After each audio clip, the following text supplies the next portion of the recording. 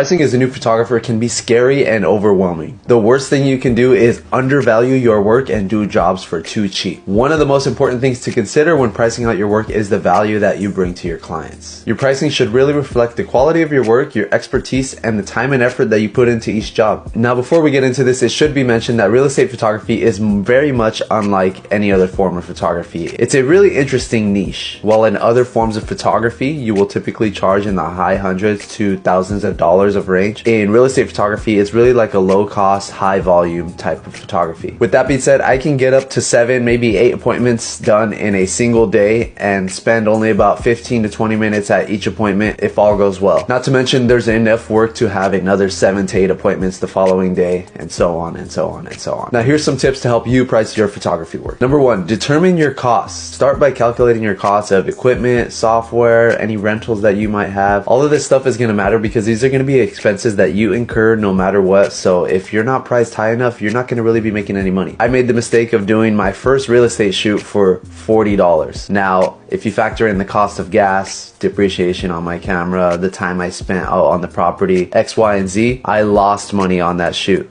Now, don't make the same mistakes I did. Number 2, research the market. Do some research and look at your competitors online for your specific area. Different markets in not only the States, but also in Canada and other countries out there will charge different rates depending on where you're located. So if you can gauge out what your competitors are pricing, this will give you a good idea of where you might sit depending on your expertise. Number 3, consider your target market. Are you targeting high-end clients where you're going to charge more? Are you targeting the more low-budget clients where you want to just shoot more? It's up to you. Consider your target market and price accordingly. Number 4, don't undervalue your work. I think as photographers, we all struggle with this in the beginning. A lot of us want to just take on jobs because of the simple fact that it's nice to get a cool little paycheck really quickly instead of not having it at all. But when you price your photography too low, it does a disservice to not only yourself, but to also other photographers out there in the industry. By doing this, you set an unrealistic expectation of what the pricing is for the industry, and not only that, word gets around faster that you're the cheap guy around town. And number 5, be transparent. Be super